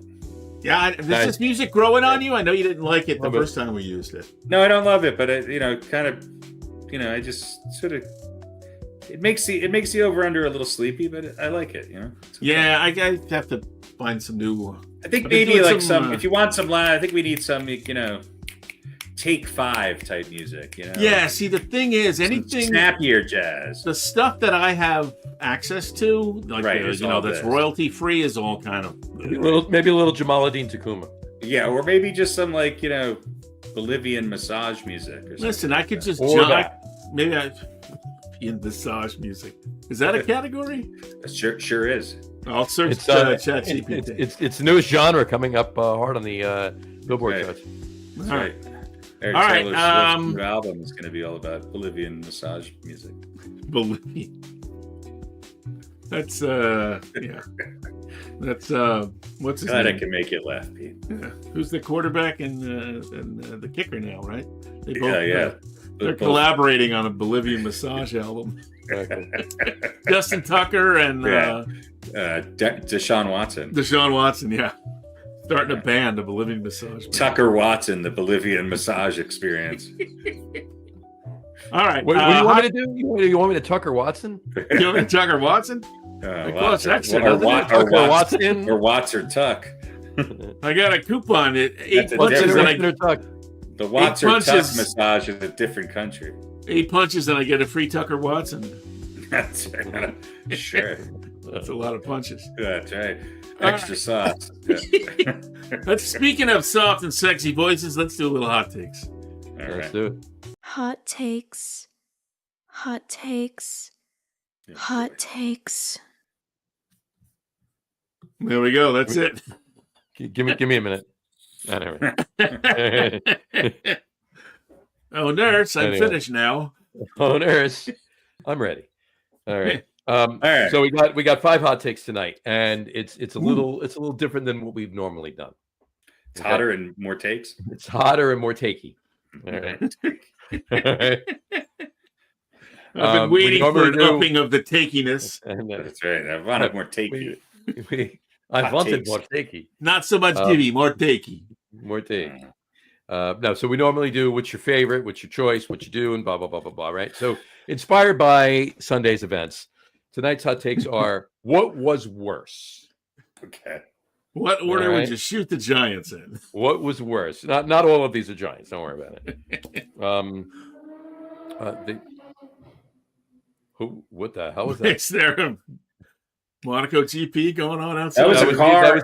either- That's my window shut and a car on the next street over. the next street over. Yeah, and it's That's not even so- a busy The street. residential streets there. I know they are. Holy That's shit! funny I'm when well I'm aware on of that. When I'm in the That's- car with the I boys agree. and somebody, cruises by and whatever, we all do the same thing. We look at each other and go, that guy is so cool, man. Because they're not. No. No, no, I normally say sorry about your small penis. Yeah. Mhm. Wow. So, Compensating. compensating. All right, here we go. Hot takes. What was worse? What was worse? Here we go. Mhm. First one, the elephant in the room, the big one, was the shit show with the Giants the other day in the Denver game worse, or was the miracle in the Meadowlands worse? Which For is the those of miracle you that in the don't know what I'm Meadowlands? referring to, Yeah. Oh, that's the Eagles? Joe Pisarcik fumbling the ball and a handoff to Larry Zonka. I think the other day was more epic. It was a bigger shit show. Pete. In content, I think so, because it was Yeah. just this. It wasn't one play, but it was, No, but it was an entire quarter of watching, going, what the fuck? What the fuck? What the fuck? What the fuck? The Miracle in the Meadowlands, though, that was at home. Right. And was that for a playoff berth or anything, or was it just another game? no. No, the Giants. It was to keep Philly out of the playoffs. The Giants weren't So- going anywhere. So that was a Giants suck. spoiler To game, keep Philly yeah. out of the playoffs. It was a spoiler. They were playing Which spoiler. would have been a little bit of sweet gravy and an otherwise turkey of a season. But Yeah. I'm going to say Miracle in the Meadowlands, just because it was home. All right, so And that's a bigger rivalry. I agree. I agree with you on that. It's a bigger rivalry, but I'm here's my way of thought on it. I'll tell you mine really quick. The shit show the other day was epic. It was the first time in the history of the NFL that a team had that big of a collapse in the fourth quarter. Okay. And the Miracle in the Meadowlands game, while also epic and still talked about 47 years later. Not as All right. Well, But still in general, still talked. I mean, they talked about it. The pundits were talking about it the other day after that meltdown, right? Having this very conversation. What was worse? What was worse, right? But I can't hate it as much as I should, because that single solitary play led to the Giants' success in the 80s and 90s. Because Wellington Mara was it. That was the straw that broke the camel's back. Everybody got fired. George Young came in, Ray Perkins, and then Bill Parcells and Bill Belichick, yada, yada, yada. Phil Simms, Larry Zonka. Phil Simms, Lawrence Taylor, and the rest was history. Get that clown out of there. Well, he was part of the, he was the one who got the ball shoved in his back. Yeah. Let's just put it this way: the Giants. But the other let me just say last week, the Giants Pissar-chicked. Yeah, very much so. But this play could have the same effect. We don't have the, we haven't moved forward obviously enough through time. But the same thing could happen. This play could be, it could be a house cleaning. Wasn't one? No, I'm saying this game could, against the Broncos, could have that same effect. But yeah, I see what your point. Something good came out of that one at least. If the miracle in the Meadowlands, I'm saying, right? Something good came out of it. That's your point. Hard to say whether that'll happen here. True. Only time will tell. What's Only the next time hot will take tell. you got there, John? All right. The next hot take is this. Well, again, what was worse? Starks choking in 1994 in the NBA Finals, Nothing could be better than that. or the Nets losing 2 finals in a row? Oh, Starks. The Nets were in 2 finals in a row. Yeah. Against the 02 and 03. fucking Shaq and Kobe Lakers. No, I remember it. And Next, you're gonna, San Antonio. next you're one gonna He was year, right? being sarcastic. best point guard of all time. Yeah, no, it's Starks. Only because if the Nets won, who cares? If the Knicks won, Mhm. Well, being a Nets fan, obviously it was the Nets losing twice in a row. but they got there. Mhm. Yeah, but I mean, those were They weren't those were expected to great win. teams. That was great teams they were going up against. So Yeah. yeah, you're kind of right. They weren't expected to win, so it's not like they let down. But I mean, And John the Knicks and Starks, Rockets, the Knicks and Rockets were literally a toss-up because Yeah. you had 2 of the best centers of all time with a cast of fucking idiots on each side. Mhm.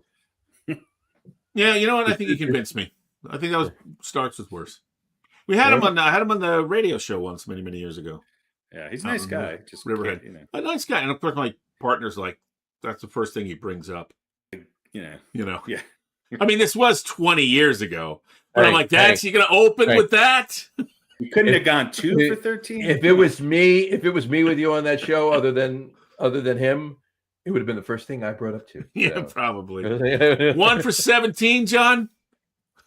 My first, I lobbied against having you on this program, John. my first question to Starks would have been like, during all those years, I would see Patrick Ewing walking before the game down the hallway with a briefcase. What was in that briefcase? What was in the briefcase? I know it wasn't condoms. It's fucking cocaine. And I know it wasn't his sneakers. So what the fuck was in the briefcase? It was coke, man. Tootsie Rolls. It was a non-disclosure agreement to Charles Oakley. Yeah, it was true. I was gonna say, it had something to do with Oakley. That's what it was. Yeah. This many All right. pages thick. Next, All right, next up. Number 3. What was worse? Demise-wise for the Giants at the time, Parcells leaving the team in the hands of Ray Hanley in 92, 91 and 92, Right or after winning the Super Bowl. right after winning a Super Bowl, or the Plaxidental shooting right after the Super Bowl. I think Parcells leaving was a bigger letdown. To me personally. Gotcha. Did he leave because he was retiring? No, he did No. not. Tim Mara, Wellington's brother, sold his shares to Steve Tisch, and or Bob Tisch. Steve Tisch is there now, his son, Bob Tisch, and Bill Parcells got along with Tim, did not get along with Wellington, so he decided to move on and retire, or step down, whatever. He stepped down. Now, unfortunately for the Giants, he did it too late, because he did it after Bill Belichick had already accepted the job in Cleveland. Right. Because if he had stepped down before Bill Belichick left, Bill Belichick would have moved up and been the coach of the Giants. But instead they went to the offensive coordinator and Ray Handley. Bill Belichick would not have had Tom Brady. So no, I'm not saying Bill Belichick would have won. I'm just saying he would have been better than Ray Handley. Let's put it that way. He would have been better than a number of the Giant coaches, I think. The three, one of the three of us would have been better than Ray Handley. Well, without a doubt. Yeah. But so Parcells leaving, or what was the other thing? Plexico Burrow's shooting himself. Black shooting himself. Oh, well, that's just hilarious. So, well, the reason I ask is that the Giants, they were coming off a Super Bowl both times. Right. All right. Were they in the position with what was going on with the 49ers and what was going on with Dallas and everything else? Were they in the position to repeat in 91 or 92? Right. Or right, in 08, if Plexico doesn't do that and screw him up, screw the Giants up, screw Antonio Pierce up, the Giants roller skate through that Super Bowl. They win back to back. Well, yeah, that's they were the best team in football that year until that happened. All right, but that does there's a possibility that would have happened, sure.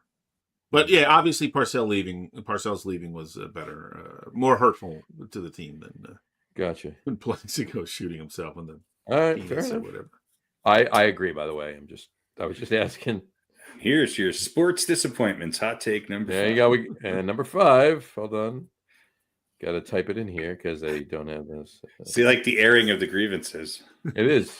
We're getting our Festivus out of the way now. This is our hot take, Festivus hot take depressing minute. Actually, this is number 4. Okay. One more on the Giants, and then we got one other one, and then that's it. Jesus. What was worse, Dart's interception the other day, or OBJ's yacht trip before the playoff game? OBJ probably.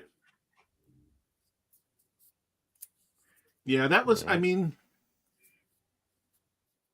was that? Would you guys say you know this better than I do? But would you guys say that was the beginning of the souring on OBJ, or was that?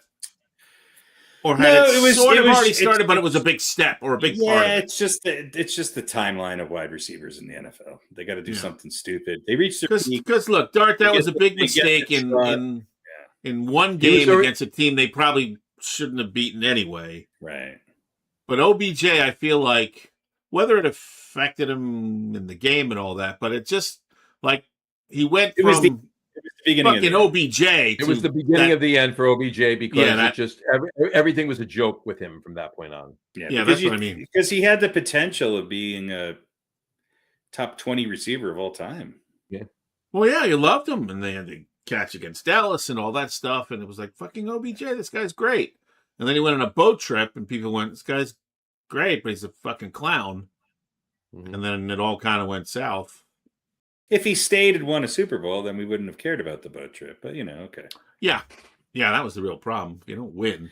Lawrence Taylor drove up at the second quarter, high on cocaine during games. But Lawrence Taylor used to walk up the golf course and shoot a couple lines just to get to the stadium. But then he would sack the quarterback a couple times, and you were like, "Yeah." Well, that was a joke back in the day. I would say, "What was the halftime show today?" Oh, Lawrence Taylor's going to snort the 50-yard line. Yeah. Oh, Taylor. Oh, Lawrence. Oh, Lawrence. Oh, Larry. You go, kid. All right, what else?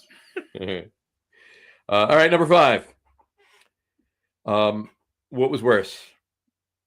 Beltran looking at strike 3 in 06? I wonder what your answer to this is. Or the Yankees meltdown in Game 5 last year?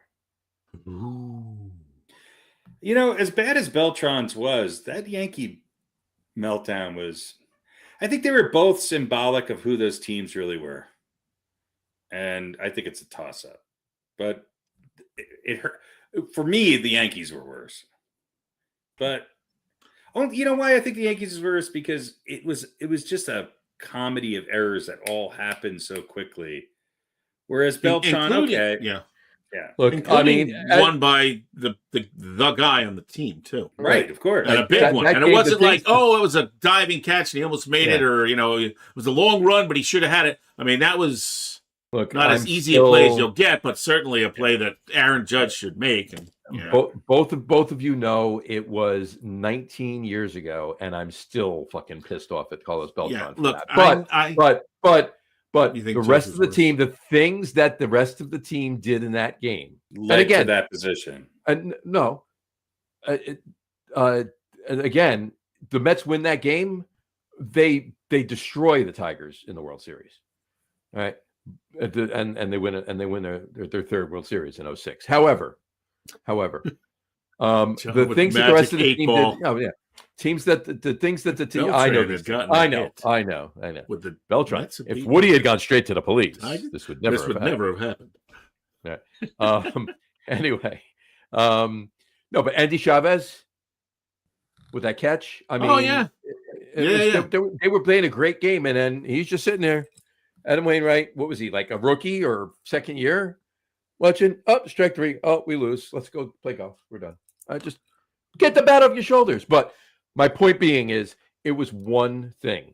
It was destroying to all the Mets fans who really thought that they were believing, oh, this is another year. This is our year. But to Harry's point, that was an entire horrible one thing after another collapse last year for the Yankees. So, and that was in the World Series, not the LCS.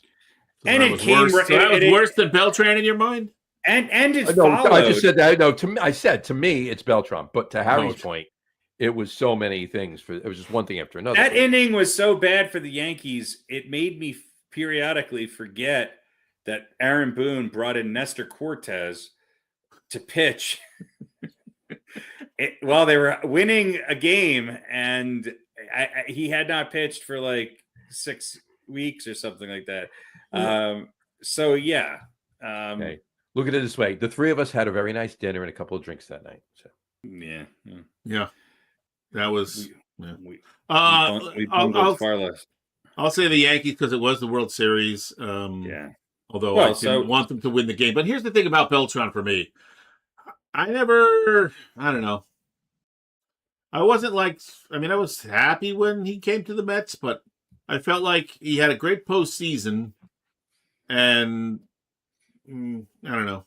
Maybe he wasn't that great a player. Of course, he was a really good player, but it didn't break my heart as much as it did yours, John. I mean, for me personally, it's anytime the Mets go down and there's no swing involved. I mean, it's. I think Aaron Judge was worse in general. For me personally, obviously, it would be Beltran. And right now he's in the Mets front office. Beltran. So. Yeah, but that fifth inning, that was a terrible. That was all right. So as it turns out, other than Miracle in the Meadowlands or the Denver Shit Show, that's the only one you two disagree with. All four others, you two are in lockstep. Yeah, there we go. Starks, Parcells, OBJ, and the Yankees. All right, that's hot takes.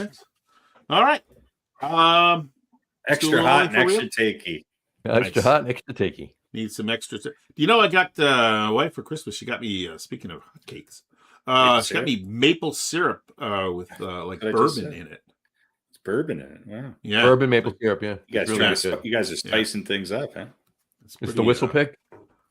No, I forget what the name is. Yeah. But you can't I found if you have two pancakes, you put it on one, but if you put it on both, it's too much. Oh wait, you're putting it on pancakes. Okay, I thought maybe it was. You're not drinking the maple syrup. I thought you were spicing things up. No. That's I haven't gotten that desperate yet. But I don't love just tasty. Well, because I don't love bourbon. It's not. Yeah. Thought you were going to say something else. It tastes good. Me neither. Yeah, I know. Bourbon, the brownest of the brown liquors. Yeah. Bourbon's what is the only way John can get to the maple syrup. But it's tasty, but only on one of whatever. If you're having two, I've ever eaten one fucking pancake in my life. Yeah. All right. I gotta put it on the bottom one, but then I gotta have regular syrup on the top one. So I like a little mix. You get that's called the boozy base. Or a boozy bottom. I think isn't that your boozy bottom? Boozy bottom. That was my CB. Boozy bottom. Yeah, as soon as I get my 55-gallon drum of bourbon maple syrup, then the boozy bottom will be added to the menu. That was John's registration name at the Pride Parade this year. Boozy Bottom. All right, let's do a little "Are They for Real?" Do it before we go off the rails here. What is real? What is real? How do you define real? If you're talking about what you can feel, what you can smell, what you can taste and see, then real is simply electrical signals interpreted by your brain. Pretty sure none of that's real. You're not real. For real, for real, for real. Yeah. What is real? All right. Are they for real? As you know, it can mean many things on this program. We are going back to the NFL, and we're going to talk about some teams that, well, they may have questionable records, not terrible records necessarily, but maybe not as good as you might expect at this time of year. And I'm going to ask you, are these teams better than their record? That would mean they're for real. Let's start with the Buffalo Bills, who are 4-2. And we talked about it on our last show, and maybe they're not they look so good beating up on the Ravens week 1, but they've had their struggles, so maybe they're not as great as they are, or maybe they are better than a 4-2 record. Let's start with you, John. Their offense is great. Their defense is very suspect. So are they for real? Well, I'm splitting it up. Their offense is for real, but I think as a team, not so much. They're not at least where I thought they were at the beginning of the season. So if I can gauge it off of that, I'm saying no, they're not for real. So they are not necessarily better than their record. Right. Okay. Harry. I don't think they're for real. They have not beaten a good team. They beat the Ravens to start the season, but the Ravens have proved that maybe they're not for real either. Well, they're not for real without Lamar Jackson. No, they might not be for real with Lamar Jackson, too. Remember, they lost a couple games with him as well. So, I don't know. Buffalo's got to prove it to me. As of right now, I don't feel confident in this team. Yeah, I kind of agree with both of you. They are not the whole package that I was thinking. I think they've taken a significant step back. Yeah. I'll say no. Let's talk about the Ravens. Don't know. You got to say no at this point, right? Well, or can you? Because Jackson's been out for what, 3 games? Yeah, but they didn't look great with him. And again, there's something up there. They were supposed to be the other AFC dominant team, right? Look, after the week 1, I thought watching all those games and then watching that 41-40 Bills come back against the Ravens, I thought that those were the 2 best teams in football, and I was very wrong. So again, the question here is: are they better than a 1-5 record? Yes, they're better than a 1-5 record, but I don't think they're for real. All right, that's a no. John? I'm going to say they are for real only because they're better than the 1-5 record. Lamar is coming back, and to Harry's point, yes, they lost a couple of games with Lamar in the beginning of the season too before he went out. But Roquan Smith's coming back this week too. He's one of my favorites. And Ray Lewis. And Ray Rice. And Tony Siragusa. With their sniper rifles are going to be That's right. I'm going to say yes. I still think they are a good team, and I think it's going to take them a couple of games to get back into the flow. But I think you'll see the Ravens looking pretty good in the second half of the season. And if Lamar Jackson can't do it, they can always go re-sign Dilfer Or Joe Flacco again. There you go. By then he'll be ready for yet another team. There you go. All right, next up is the Los Angeles Clippers. We also call the Chargers. Yeah, they're 4-3, gangbusters out of the gates. You mean the Savannah Bananas from last week? Yeah. Did you see those uniforms? I have actually. You know what? My wife was watching one of their games was on TV. They actually started to show them on whatever channel. It's not something obscure. It was kind of mainstream or whatever. Well, I was talking about the Chargers uniforms in the last. Oh yeah, I don't know. I like yellow. I like trains. No, I like the color yellow. Look on this. Look on the screen. I like trees. Look at the. I like turtles. Look on the screen. We got a yellow border. We got a yellow background. Yeah. So, are the Chargers better than their 4-3 record? Let's start with Harry. No. No, they are not. John. No. No.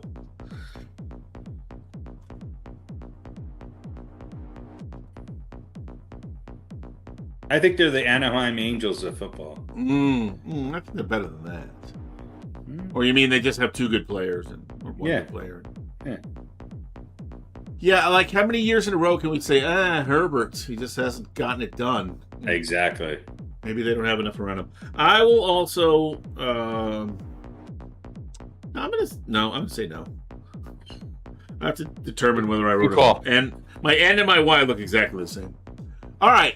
Next up is the New York Giants. Are they better than 2-5, or did they just get lucky? I think they're getting close I'll go to first. being better than 2-5. I'm going to say yes. I think they are better. I think they are better. I agree. They're better than 2-5. Are they making the playoffs? Not necessarily, but they're better than 2-5. I think they're right where they should be. So no, they're not better. They're right. No.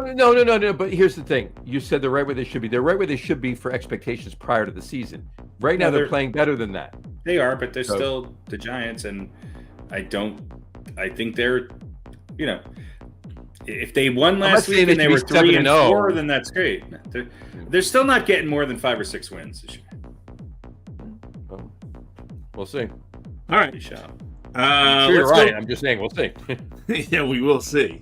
You asked me if I think they're for real. I mean, I think they might be slightly better than that, but they're a 2-5, 3-4 team, right? And that's where they should be right now. All right. Miami Dolphins. Are they better than 1-6? No. They might be worse. Yeah, might be. Right? I'm shocked that they're 1-6. Yeah, me too. But then they could also come out and beat the Chiefs, and I wouldn't be surprised. So I just don't, I just don't know. Well, not that they're playing the Chiefs. And who was the one win that they had? Was it the Chiefs? No. Oh, it was the Jets, right? It was the Jets. Yeah. Yeah. So no. Not for real. So no, we're all going no on that one. Yeah. Maybe the biggest surprise, or one of the biggest surprises in the NFL, is how bad they are. Mike McDonald obviously had his detractors last year because he's a weirdo. Mike McDonald was singing with the Doobie Brothers. Mike McDonald is what's the coach's name? McDaniel. There you go. Mike McDougal McDaniel.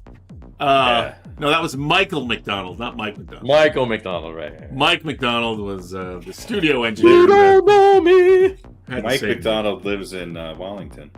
He does. But yeah, I think we all expected a little bit more out of the Dolphins. So, all right, let's. I'm not going to mention the Jets because no, they're right where they should be. They are not better than Ofer. I think they're worse. They might be. They might be worse. They might. I can't believe they've only. I can't believe they've only lost all their games. Yeah. Well, listen. They have a perfect record in one sense. Yeah, that's true. Perfectly awful. All right, let's talk about them Chicago Bears. Let's do that. 4-2 after much hype and what's his name? Caleb's second season. They're going to be better this year, and they kind of stunk up the joint early, but have looked better of late. So are they better than their 4-2 record? No. Okay, I agree. They're not. Huge build up and nope. No, that was an easy one. All right, let's take a look at the Green Bay Packers. Okay. 4-1-1. Mm-hmm. I mean, I think they're really 3-1-2. That's where I saw that. 3, 1.5, and which in hockey would be better. That's right. Exactly. They're a conundrum. I think they are. I'm going to go first. I think they are. Yeah, I think I picked them to win the division at least. I think you picked them to win the Stanley Cup, but yeah. You did. Yeah, that's probably Based on all their ties, yeah. And the Academy FanDuel's Award for got Best their Actor. hooked into me, so I'm betting on That's it. Green Bay to win the Best Stanley Picture. Cup. Green Bay should have a hockey team. How does Wisconsin not have a hockey team? I don't know. So John, sorry, yes or no? Yes, they're better than the record. All right, so they we are all correct. agree. So we all agree on that. We all agree on the Dolphins and the Bears and the Chargers and the Bills. Yep. And we differ on the Ravens and the Giants. All right, are we done? Does either of you guys think that the Jets are better than 0-7? No, right? No. I think they're right where they should be. Whatever they should be. That sounds about right. All right. All right. And that is, are they for real? There we go. That is it. All right. Let's see. We talked cool. about the NBA and the NHL. That was great. I think we're good. Are we done? Do we need to do our picks? Oh, yeah, we got to do picks. Or do we just do them off the air and post them? Well, we could do them. All It won't take Do long. them The coin has quickly. already done their picks, so we don't have to flip anything. All right. There you I go. don't remember what I picked, so I got to look. I made 6 picks tonight. I think I picked the same thing 3 times. 18 twice. It was a bold strategy. It was a bold. is. Yeah, listen, he's going to win one way or the other. So Place your bets, please. Place your bets, please. Place your bets, please. all right. So here we are. Football picks and Football. let's picks. as we like to do, let's remind everybody about the rules very quickly. One bite. Everybody knows the rules. One bite, everyone knows rules. Here's last week's results. This was maybe the banner week so far this season as far as points. Mhm. John with 10, extending his lead to 50. Overall, he's in first place. The coin scarping up 9, and now firmly in second at 48. And Harry, you're back in it. You and me tied for third with 40 points. And 10 points is not... or last. well, yes, we're tied for third last. Yes.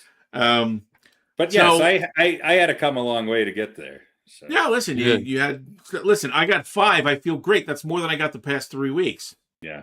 combined. So maybe you and I are on the way back to respectability. But John's staying hot and the coin's staying hot. So there we go. So let's take a look at this week.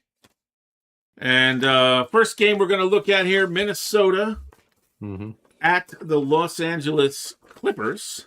Mm-hmm. And Clippers minus 3.5. The over-under is 44.5. The coin has Minnesota and the under. So, John, who do you like here? In this game, Minnesota in the under. I'm in lockstep with the coin on that. I like Minnesota and the under. Harry, I also like the Vikings in the under. you also like... This one Minnesota. almost seems a little bit like, are they sure?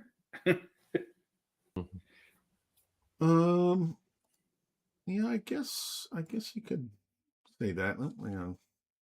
I forget who I took. I think I took the Chargers in the under. All right. Well, there you go. I'm going to take the Clippers and the under. All right, next up, San Francisco visiting the Houston Texans. Coin takes Houston and the over. Harry, who do you like? I like the 49ers in the over. 49ers and the over. John? 100%. 49ers on the over. 49ers and the over. I'm going to take the 49ers, but I'm going to take the under. And it'll be a low-scoring game. All right, next up is Tennessee at Indianapolis. A bad team against a good team. Indy is a minus big spread. 14.5, and the over-under is 46.5. I like how that one gets 4 question marks. Mm-hmm. Oh, yeah, because it's the big spread makes it a little bit tougher. Are you sure? The coin takes Indy and the under, and I'm going to do the same thing. Indy and I will the under. I'm going Colts over. Indy and the over. John? That was Nina John. Harry? I do that all the time. I'm gonna go Every week Colts. I do that. I'm gonna go the Colts and the under. Colts and the under. So Everybody three of us taking in- Indianapolis to cover big. Cover big. Cover big doesn't usually work in the NFL, so we're all Tennessee, I think believing this in Daniel season Jones. they're terrible at covering big spreads. All right, last up is the Monday night game. This is the coin's choice. Washington visiting Kansas City. Another big spread. KC minus 10.5 at home. And the over-under 47.5. Harry, let's start with you. I'm gonna go KC in the over. KC and the over. And the John? Sunshine Band. Chiefs under. KC and the under. Coin takes KC and the over. I'm going to take Kansas City. I'm going to take the under. I'm with John on this. John, you took the under? All right. All right. Yep. Harry and the coin take the over. John and I take the under. Everybody loves KC. There you go. So that is NFL picks. There you go. There we go. There we have it. And there we have For it. this week. And yeah. I like this picture most of all. Pete. Yeah, that one came out good. That's me. Okay.